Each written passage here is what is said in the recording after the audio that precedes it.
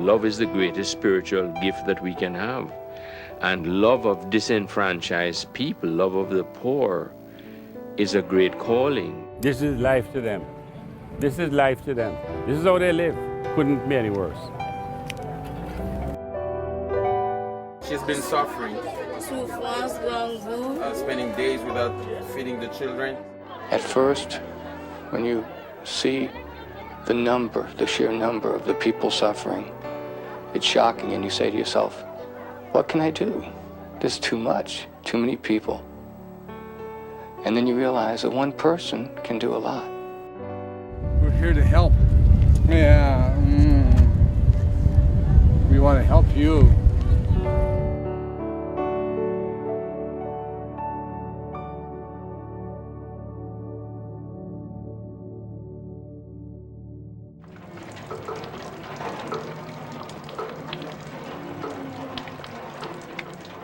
Well, the worst part is the house condition. For I living in water night and day. I turn my face to where the sun is coming from, and I lift my hand up to God and start to cry. Touch someone's heart to come and help me. But several times I do it, several times. And when I go into my bed, I take down at my bedside and I start to cry.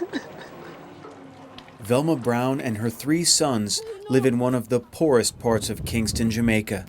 She had almost nothing, but the one thing she held on to was hope. Her prayers would soon be answered by Food for the Poor and its donors.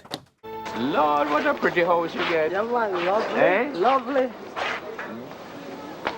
All right.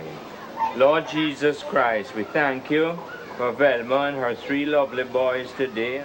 Jesus, we ask you to bless this house and bless her and her family and bless the poor of this world. Velma Brown is just one of the millions of people whose lives have been touched by Food for the Poor.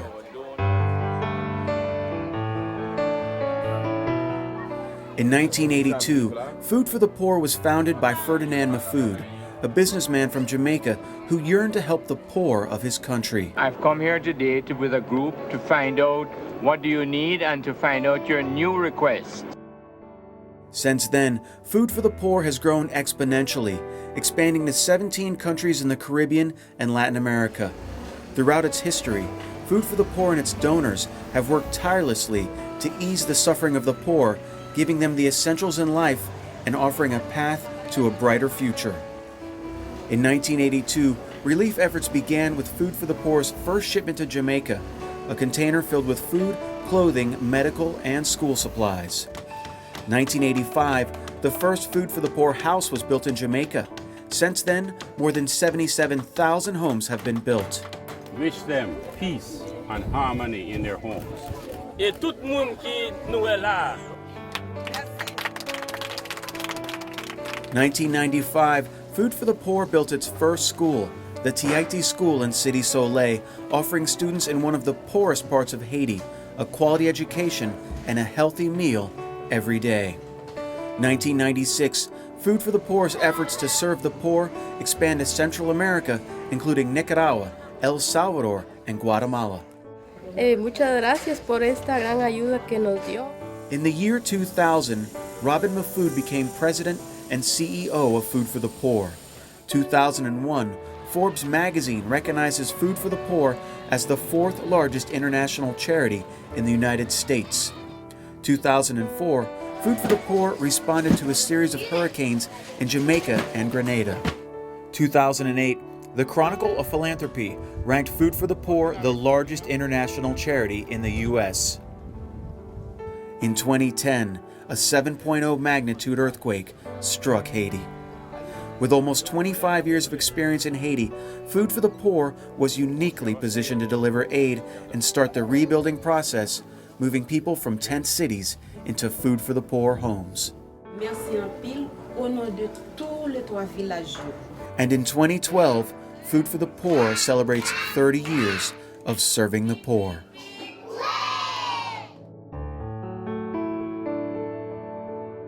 From its modest beginnings, Food for the Poor has become the largest international nonprofit relief and development organization in the United States. More than 96% of donations go straight to projects aimed at caring for the poor, making a sustainable change, and improving lives for generations to come. Food for the Poor takes care of their recipients in a very holistic fashion.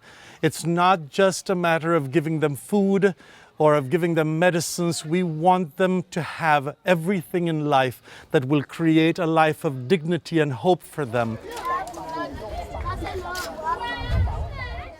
From the darkest corners of the developing world, the families in greatest need are hand-picked and given new homes.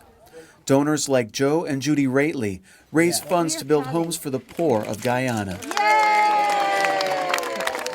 I'm here for my fourth time. This is the fourth village that we have built down here through Food to the Poor, who has done an absolutely astonishing job. So there's a total of about 285 homes that we've built for very, very needy people here in Guyana. Their mission to Guyana was also an opportunity to meet the people whose lives they're changing. The people of this community are from very poor background, and family, most of them would not have had their own homes. Every family can own their own home, and I know that is indeed a great blessing.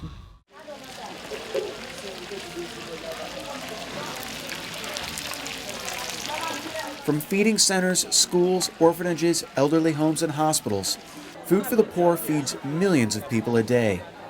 In Haiti, 400,000 people are fed daily, 15,000 of those meals coming from this feeding center alone.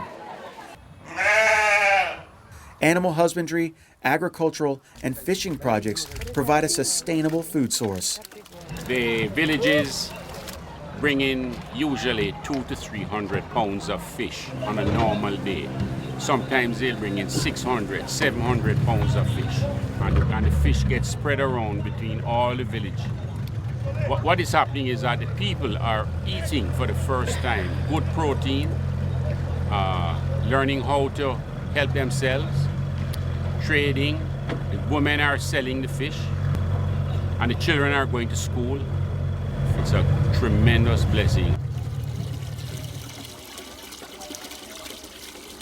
In developing countries, clean water can be the difference between life and death.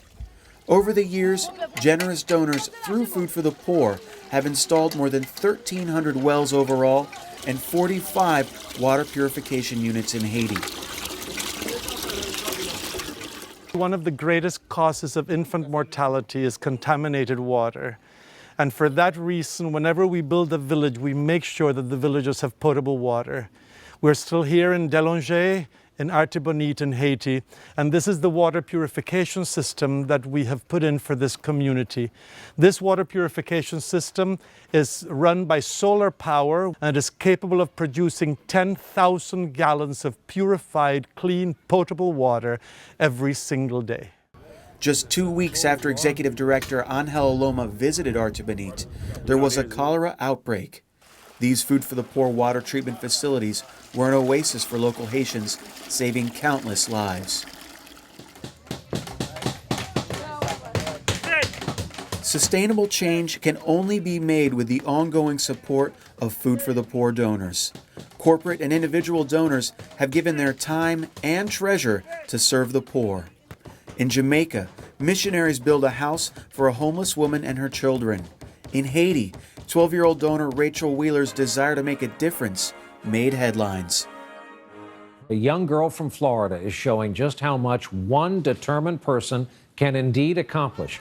Rachel has raised over $250,000, built 27 homes, and has even greater plans for the future. Life is life. You can't just say, oh, I'm going to make Haiti the best place in the world, and then it happens at the snap of fingers. You have to work at it. You have to make it happen. Currently, corporate donations and gifts in kind add up to more than $1 billion a year. In Guatemala, where malnutrition is the highest in the Western Hemisphere, Hormel Foods provides families in need fortified food. In the Dominican Republic, Brothers Brother provides a hospital with much-needed medical supplies, and the Miami Marlins baseball team brings sports equipment to young players. In its first 30 years, Food for the Poor and its donors raised more than $9 billion, delivered more than 60,000 containers of aid, and touched the lives of millions of people.